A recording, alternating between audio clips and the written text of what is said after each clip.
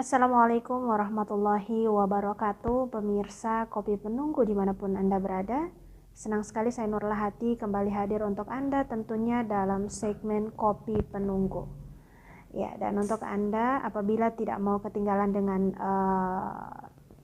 video-video terbaru dari kami, caranya gampang, silakan untuk di like, subscribe, di komen, kemudian di share ke teman-teman ya. Jangan lupa untuk bunyikan lonceng juga karena itu sangat penting.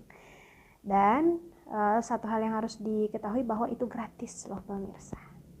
Oke, dan salam kegaib. Oke, untuk malam hari ini seperti malam-malam sebelumnya ya, Kopi Penunggu tentunya kita menyuguhkan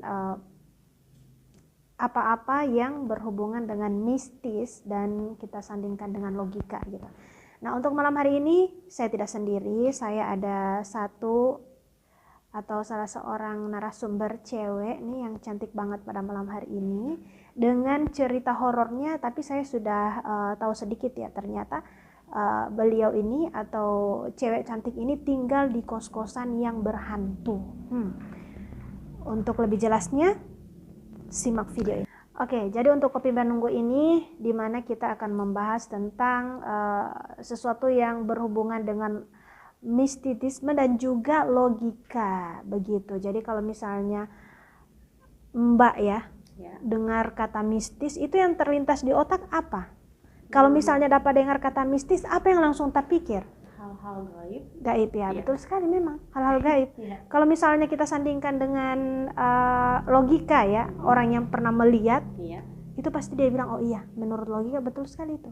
Tapi kalau misalnya orang yang tidak pernah, pasti logikanya akan menolak ya kan? Oke, jadi kalau misalnya untuk malam hari ini itu berbicara tentang kos-kosan Oke, jadi sekarang intinya tinggal di kos-kosan dekat kampus. Oke, jadi mungkin boleh mau cerita perlahan saja, tapi pasti tidak usah terburu-buru ya. Karena pemirsa ini kadang harus pelan-pelan biar bisa dicerna. Ada juga yang maunya cepat-cepat begitu. Jadi kan memang beda-beda. Iya, oke. Jadi kalau misalnya untuk mistisisme itu katanya tadi berhubungan dengan gaib, itu sangat betul sekali. Akan tetapi ada yang paling penting nih. Sebelum kita masuk ke acara, itu namanya Mbak siapa dulu gitu loh. Namanya siapa? Nama saya Risnawati Harun, biasa dipanggil Susan. Jauh Iya. Orang mana? Orang Kor saja. Pantasan, bojau Allah. Sampai orang tua dia kasih nama beda tapi harus disyukuri ya. Alhamdulillah. Iya, boleh mau banyak menyamar Akang. Boleh Karena jauh. Oke, Mbak Susan. Jadi mungkin boleh mau cerita Mbak Susan dari DP awal-awal itu pas dapat lihat setan itu bagaimana atau dapat rasa ya? Oke, itu dulu. Waktu itu kan mau masuk kampus, baru semester awal juga kan. Semester 1. Iya. Jadi orang itu buru-buru cari kos. Yang boleh dibilang orang itu paling ke belakang cari kos. Nah, baru kan orang kurang dapat kos, yang itu orang tidak tahu lagi di kenapa itu kos, bagaimana itu kos, orang tidak tahu. Jadi orang langsung tinggal di situ. Iya, jadi tinggal di situ kan pas di malam pertama itu maksud biasa. Orang tidak ada rasa apa-apa, kan orang tidak tahu. Pas di malam kedua itu saya so mulai ketindisan. Pokoknya kalau so mau tidur itu pasti saya taman kan, lalu itu saya bakos 2 orang. Baru saya taman itu Somba bilang, kenapa ini? Pasti saya entah mau cerita sendiri, mau tidur itu, atau saya badan itu macam tidak boleh mau garak, mau kasih gara. Nah, jadi orang kalau macam ada setan. Intinya ketindisan begitu. Baru yang ada rasa pas sebelum ketindisan itu apa? Apakah ada tidur biasa-biasa atau mungkin bagaimana sampai ketindisan itu? Kalau itu sekitaran jam-jam 12 begitu. Malam? Kan, iya malam. Kan belum tidur. Orang itu somba rasa macam ada orang di luar kos itu berjalan. Pas orang buka pintu tidak ada orang. Ya emang hal-hal mistis ya memang seperti itu. Jadi orang kan masih baru di situ, jadi orang tidak terlalu ambil pusing ding itu, orang tidak terlalu tahu bagaimana itu tampak. Jadi ya tidur tidak tahu pas tidur itu ketindisan. Terus yang ketindisan itu apa? Sosok apa yang setan dia itu taunya dia setan dari mana? Ada lihat macam warna hitam Basar. Ini saya tidur, dia itu macam mau masuk tapi tidak bisa mau masuk. Macam baru saya itu langsung bilang Allahu Akbar, nanti ketiga kali bilang Allahu Akbar tabagara badan Begitu ya. Iya. Berarti pemirsa mungkin perlu ditranslate ya. Jadi ini teman saya ini pada saat mau masuk semester awal di kampus kan, ini kan dari SMA ke kampus. Jadi waktu itu mau tidak mau harus punya kos gitu, harus sudah tinggal di kos karena memang mata kuliahnya itu mau dimulai begitu kan. Ya. Nah, dan pada saat itu saking banyaknya mahasiswa, ya susah untuk mendapatkan kos sesuai yang kita mau gitu. Yang ada ya kos itu saja yang masih kosong. Dan tahunya ternyata itu kosong sudah lama, gitu kan? Itu kosong sudah lama. Tapi mau tidak mau ya harus ditempati dan ada saja hal gaib. Katanya tadi ada sosok hitam besar dan dia ini antara sadar dan tidak gitu. Tapi yang jelas ada sosok besar hitam. Itu pas lihat itu perasaannya gimana pas sadar? Jadi tidak tenang begitu. So tidak tenang. Iya. Itu pas sadar itu dengan cara apa? Apakah kaki ada kasih ciri kah? Atau bagaimana? Allahu Akbar, cuman tidak bisa mau kasih balik sadar. Pas bilang Allahu Akbar ketiga kali langsung bangun kaget-kaget. Yang jelas dengan kata Allahu Akbar baru dia tersadar gitu. Oke, itu yang tahu tuan kosnya tahu enggak? Enggak, nanti tahu tuan kos tahu atau pura-pura tidak tahu? Mungkin antara dua. Tapi Kak, ada waktu minggu kedua orang pusing itu kos. So pugado, so malas, so risi, so terus dia so kasih barani baca cerita. Ada yang tinggal dengan orang di situ di kos, orang tanya ini kos ini bagaimana, aman? Baru bilang di kos itu ada di penunggu, tapi cuman tuan kos punya, cuman khusus mbak jaga-jaga di situ. Berarti tuan kos ini percaya gitu dengan yang begitu dan mungkin berteman, itu kan katanya menjaga gitu kan. Pernah tanya enggak ke tuan kos? Ada tanya Pak tuan kos enggak itu tentang yang bajaga rumah itu? Ada. Atau kos itu terus? Iya. Dia jawab apa? Dia bilang ada yang om botak dengan tante dengan anak kecil.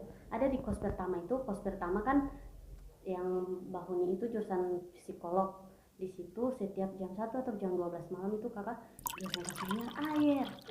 Padahal tidak ada yang kasih menyala. Tidak ada. Baru mau bukakan ada mati. Tapi DP suara itu jelas tak putar air. Kan. Iya, jadi pemirsa, saya potong ya, nggak apa-apa ya, biar pemirsa yang di luar Gorontalo juga bisa paham gitu.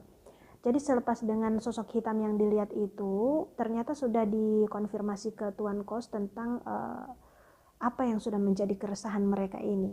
Terus ada juga yang ngejawab, ternyata itu yang memang jaga tempat itu gitu, dan itu memang sudah sepengetahuan tuan kos gitu. Nah kemudian mereka juga tanya langsung ke tuan kos gitu kan, dan ternyata itu katanya betul. Iya. Yang tuan kos bilang 4 orang itu cuman yang itu om dan tante anak kecil. Pernah tanya ndak itu siapa? Pernah tanya. Baru yang dia bilang cuman yang batunggu di situ. Yang batunggu di situ. Tapi pernah ndak dapat dengar dari Birman? Pernah. Atau masyarakat di sekitar atau lakyati itu om dan tante itu sebenarnya siapa? Apakah mereka pernah ada rumah di situ atau mungkin mereka korban pembunuhan atau mungkin bagaimana? Jadi ini Kak, itu kos itu sebenarnya bukan yang pemilik sekarang itu bukan orang punya. Oh, berarti pemilik sekarang itu bagaimana? Orang itu cuman babili, orang ada beli dari orang lain. Iya, berarti ini sudah bukan pemilik pertamanya gitu. Ini hanya hasil dari penjualan. Jadi yang beli itu yang punya sekarang begitu. Iya. Oh, jangan-jangan yang kedua tadi pemilik aslinya. Bisa jadi karena orang tidak tahu jelas, karena Mm-mm. yang tuan kos bilang itu cuman sekedar ada penunggu. Dengan orang ada jelas kan itu om-om dengan tante dia bilang yang bertunggu di situ. Tapi orang bukan cuman itu yang ada di kos itu, Banyak. Cuman heran begini kan, biasa setan itu dia sendiri atau paling tinggi berdua lah. Ya, Misalnya mama sama anak gitu kan. ya. Ini kok sekeluarga.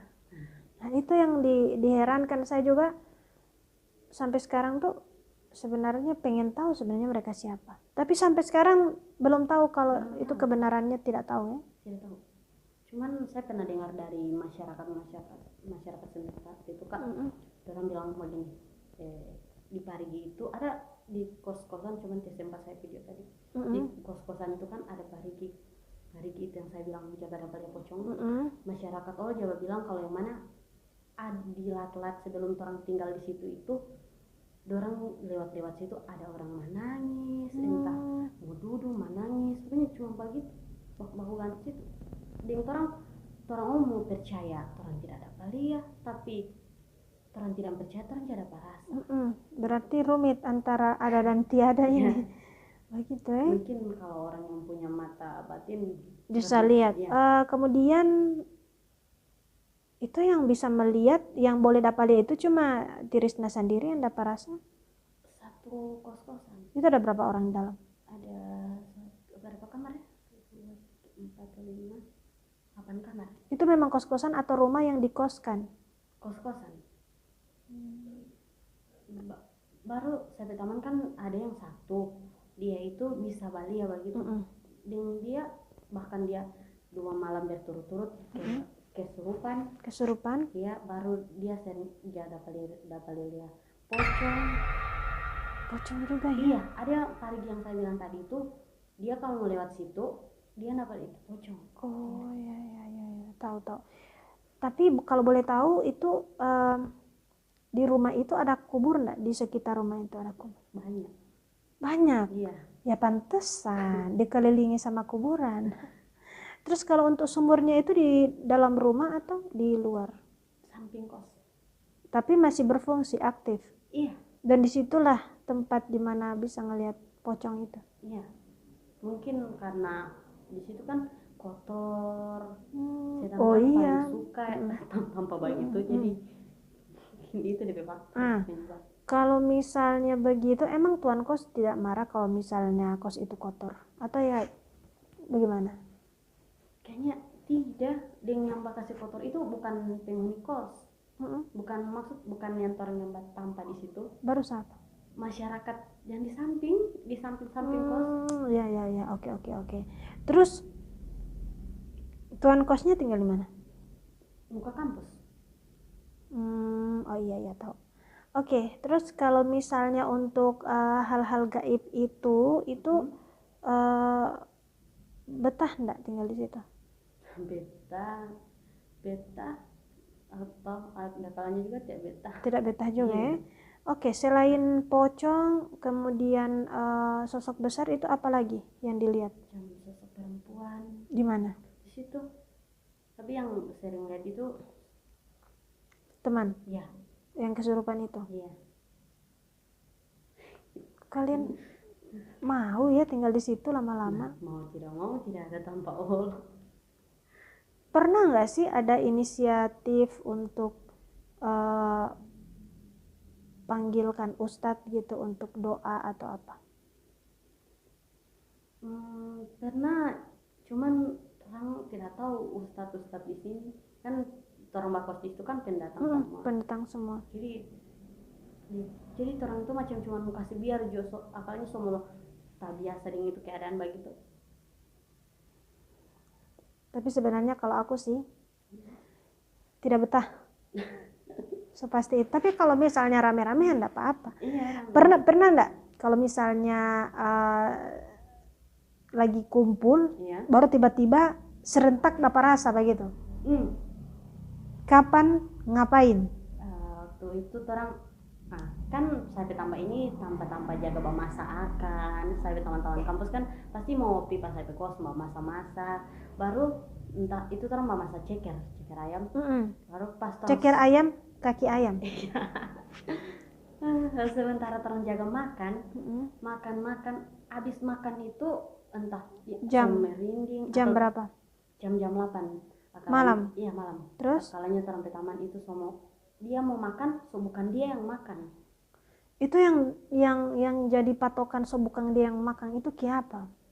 Mau makan kan dia biasa makan sadik itu banyak sekali. Bahkan Atau memang jangan-jangan dia memang benar-benar lapar? Tidak, biasa dia makan kakak, dia mau tidak kasih habis ini sampai 3 kali. Pas nasi so habis sampai taman itu macam so perasaan hati, dia bilang begini, so habis nasi begitu. Baru tidak lama dari situ dia kesurupan. Baru DP pemilik kos langsung bilang begini, ini kalau mbak makan ceker, apalagi ceker jangan ribut. Ya. Oke, jadi pemirsa, mau luruskan lagi, bukan yang tadi bengkok, enggak, maksudnya kita ke bahasa Indonesianya. Jadi sebenarnya ini tidak hanya sosok hitam itu saja, tapi sebenarnya ada pocong di lokasi sumur gitu, karena kata Mbak ini itu lokasinya itu kotor karena ada masyarakat yang sering buang sampah di situ begitu. Nah, jadi mungkin ini sebagai sebagai nasihat juga untuk kita semua bahwa kita harus menjaga kebersihan gitu. Kalau misalnya kita kotor, ya itu sesuatu yang sangat disukai oleh jin gitu kan, oleh setan. Mereka suka yang kotor. Kemudian ternyata pada saat itu mereka masak ceker ya. Ini ada temannya yang tadi ya, yang suka ngelihat setan itu dia pada saat mau makan itu kayak bukan dia lagi. Nah, kemudian saya tanya, kenapa, apa ukurannya gitu kalau misalnya itu bukan dia? Katanya iya, beda gitu, makannya sudah banyak, yang biasanya sedikit tiba-tiba sangat banyak makannya, dan dia setelah itu nanya lagi, kok nasinya sudah habis gitu kan. Nah, dan tidak lama dia kesurupan. Jadi begitu untuk kosnya itu ya. Terus kalau misalnya ada teman-teman yang selain yang tinggal di situ ya, pernah nggak sih ada yang ngerasain? Iya. Pernah ada ya? Iya ada. Kan dorang sama tanya, Susan, ini kos ini memang begini. Baru saya bilang, cuman mbak ini supaya dorang tuh tidak mentak kamu kamar. Jadi mau tidak mau kasih kuat begitu. Baru dorang bilang begini, aku macam angker. Oh, saya dalam hati memang angker. Begitu ya. Terus kalau dari tuan kos bagaimana? Tuan kos biasa saja ya. Itu kalau misalnya ada berapa kamar sih kalau boleh tahu? Ada 8 kamar. Yang sering ada mistisnya itu kamar nomor berapa? Nomor 4 dan nomor 3 dengan kamar nomor 1. Itu kenapa? Kalau di kamar nomor 1 dia itu kalau jam 1 atau jam 2 malam, air keran disongkas menyala dan dia bisa dengar begitu. Iya, hanya dia somba jalan ke sana kamar di dalam itu. Kalau di kamar nomor 3, kamarnya sampai taman kamar yang sering kesurupan itu, pokoknya mau jalan ke sana kamari, mau batoki begitu obat sampai kamar. Itu pas batoki di kamarnya Susan itu, boleh diceritakan itu pada saat Susan apa? Main HP. Jam 12 malam? Iya malam. Ya makanya jam 12 malam tidur saja. Ya kan? Sayang loh, untuk istirahat kita pakai untuk main HP, kan bisa esok-esok. Ya. Terus? Ada saya teman tuh bilang, Susan, kamar ini macam ada yang jaga diri di situ. Ada baru pas saya kasih lihat tadi buat kakak bilang ada pocong nih. Ya Allah, saya inso takut tambah takut. Oke. Terus kalau untuk itu saya lihat tadi ada jalan ya atau lorong. Itu angker nggak sih jalannya? Angker ya. Iya. Itu jalan menuju dari jalan utama ke kos lewat situ kan? Iya, lewat situ. Kenapa? Ada apa aja di situ? Di situ itu kan kalau misalnya orang malam, pasti itu pemilik kos sama bilang, ini kalau malam jangan cuci haid malam. Berarti sudah dikasih tahu ya pemirsa bahwa di situ nggak boleh kita nyuci sempang ya atau pembalut malam, nggak boleh. Saya pribadi saja itu Mbak ya, saya paling takut sekali nyuci haid pada malam hari karena sangat fatal sekali. Kalau saya langsung kerasa itu efek dari cuci haid malam. Biasanya kalau misalnya saya cuci haid itu kan, dan bau darah itu apa ya, saya saja merinding gitu. Ketika saya selesai mencuci, saya pernah ini pengalaman saya, padahal itu ke kloset loh. Apalagi yang kita alirkan keluar, itu sangat fatal. Nah, itu saya alirkan keluar, pas saya masuk, itu saya tidak dikasih tenang sampai pagi. Ada plafonnya digaruk, diketuk, itu nggak dikasih tidur. Sampai-sampai kita tuh mau teriak, tapi saya berpikir, oh iya, ini pengaruh haid. Itu di Jawa sana, teman-teman saya ketika mau mendaki, itu sangat fatal ketika punya haid. Orang yang sengaja meninggalkan softex ya, itu di situ dijamin tidak akan pulang. Tidak akan bisa turun lagi gitu. Itu di pendakian. Jadi itu hanya gambaran gitu ya. Itu hanya gambaran bahwa ini sangat fanatik ya. Fanatik oleh setan gitu. Mereka sangat suka gitu. Mereka prioritaskan itu darah. Tuh kan? Nah, jadi ya ini untuk semua juga sih teman-teman, jadi kita harus hati-hati gitu loh kalau misalnya mau nyuci itu. Jadi itu di kos cuci haid ya. Itu sudah dikasih tahu sama tuan kos. Sudah. Baru ada satu lagi dia kasih tahu begini, dia bilang kalau misalnya mau jemur kain kan anak kos, kalau pagi tidur, siang masuk kampus, paling pulang kos nanti jam 5:30. Ya, jadi orang mau cuci itu nanti mau malam-malam. Maghrib apalagi. Iya, baru pas orang jemur kain, entah itu ada yang mau balempar orang yang batu, atau ada yang mau basuara, tidak tahu suara apa itu di itu. Baru orang sontak kayak siapa yang balempar yang batu? Orang itu ada orang. Terus berarti, jadi orang tuh berpikir ini kos ini mungkin dulu ada hal-hal goib. Yang jadi pertanyaan besar, tanda tanya besar ya, yang sampai saat ini saya pertanyakan itu yang kedua orang itu, ketiga ya, sama anak. Ada bapaknya, ada ibunya, ada anaknya. Terang tidak tahu itu siapa, cuman yang pasti pemilik kos bilang itu penunggu di situ. Kalau ada kan di situ yang punya kos itu kan omah dan opah. Baru yang DP anak bilang itu yang mana dorang itu di opah punya itu, dia suruh jaga-jaga di kos. Ya. Oke, terus kalau misalnya apa ya, itu biasanya kalau pengaruh jin begitu ya, itu kalau misalnya Mbak sedang ketakutan, hal yang dilakukan ngapain? Kalau misalnya takut sekali, ambil wudhu ya. Itu semua satu kos itu merasa terganggu juga tiap malam. Mereka juga merasa dihantui. Tapi dorang itu macam cuman diam Jo. Biar Jo. Gitu ya. Orang taman kerasukan jam 1 malam. Jam 1 malam. Iya, jam 1. Orang tidak tahu apa. Memangnya penyebab dia kesurupan itu kenapa? Itu orang ada makan ceker, baru dia paling banyak makan, yang paling kuat babat taria. Mungkin ketawa-ketawa. Iya. Terus baru habis itu dia tidak lama sedikit kan terus masuk di kamar masing-masing. Saya coba atur kamar, saya belum tidur sih kebetulan. Saya coba atur kamar, coba sapu-sapu. Tidak lama sedikit dia bataria. Dia bilang, "Susan." Saya bilang, "Kenapa?" Dia bertanya saya begini, "Ada lilin? Ada lampu-lampu botol ini?" Saya bilang, "Tidak ada." Saya tanya bikin apa? Dia cuma macam orang gelisah, suka sana kamari. Baru pas di kamar, pas dia sopa di kamar, dia soba tarik 1 kali. Saya sopi ke sana, dia bukan dia. Jadi orang lain. Itu kira-kira lilin yang dicari mau diapain? Macam dia pernah bilang ke saya, kalau dia kan dia tahu dia mau kerasukan atau tidak.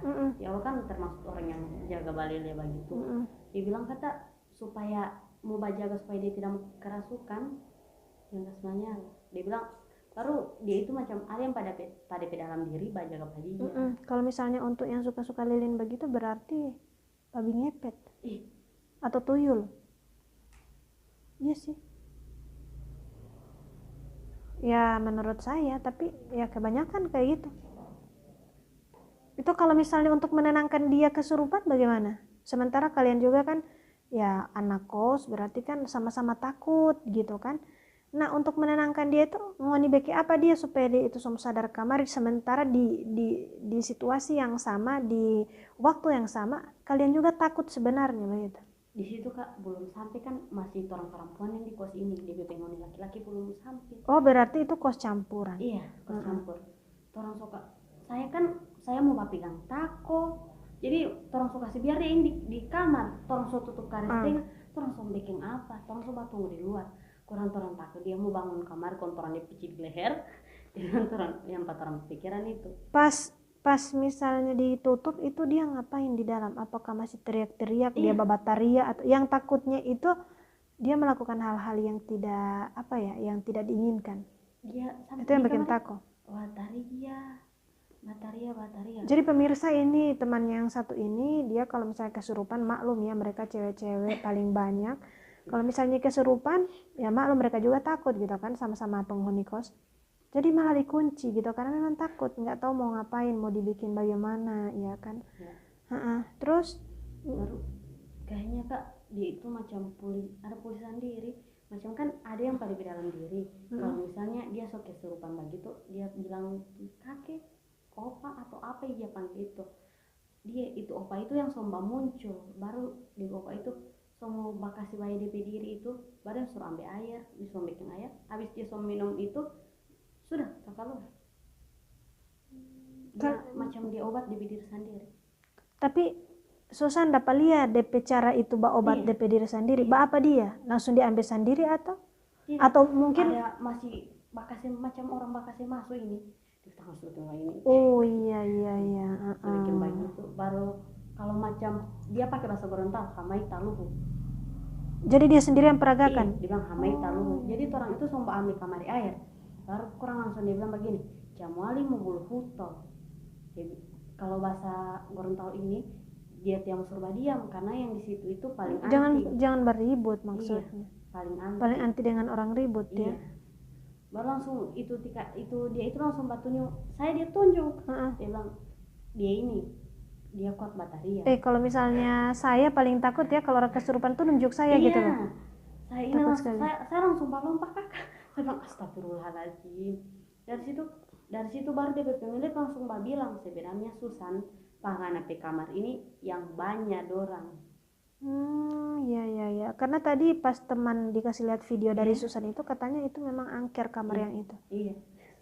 Di kamar itu. Boleh nggak sih ditukar? Tukeran sama yang cowok-cowok itu. Dorang tidak mau. Ya mungkin mereka sudah tahu ya. Dorang so tahu itu kamar. Tapi Susan tetap bertekad hanya untuk kuliah. Jadi jangan sampai putus kuliah hanya karena gara-gara masalah uang ya. Karena ini kita sudah bertaruh gitu melawan sesuatu yang mistis ya, untuk tetap bertahan, untuk bisa kuliah, tetap tinggal di situ gitu kan. Daripada kan cari kos-kosan yang lebih jauh lagi, nanti kewalahan dong jalan kaki.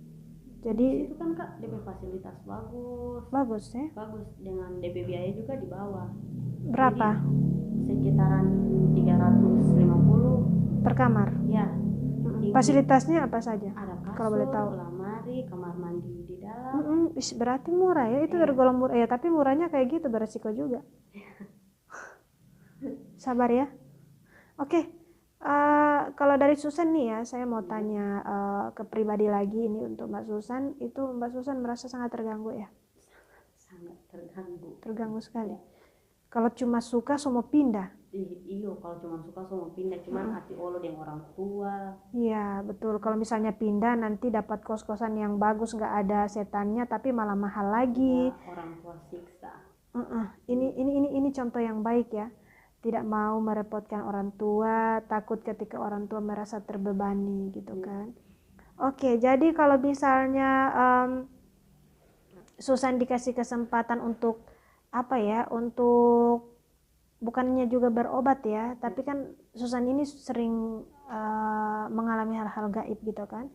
Kalau misalnya dikasih kesempatan untuk panggil orang pintar atau orang pintar agama ya, orang pintar agama untuk apa ya, untuk membenahi tempat itu, kira-kira mau nggak sih sama teman-teman? Mau, cuman tergantung lagi pemilik kos. Oh iya ya, kalau pemilik kos pernah ditanya nggak sih, boleh nggak ini di doa selawat atau gimana? Kayaknya tidak, untuk orang lebih jaga dorang perasaan kurang kaget itu kan memang dorang punya. Jadi kalau orang misalnya cuma kasih keluar kata begitu, jadi itu pemilik kos itu arti macam berarti dorang ini arti terganggu dengan orang punya bayi. Ya tapi daripada kalian merasa juga tidak nyaman ya, kalau menurut saya sih sebenarnya sampaikan saja tapi dengan baik gitu, biar mereka tidak tersinggung. Kalau misalnya kalian memilih untuk diam dan memilih untuk menjaga perasaan, nanti takutnya kalian juga sih yang ngalamin hal-hal gaib itu terus menerus, karena itu bahaya loh. Kalau misalnya kita tidak kuat atau apa, kita bisa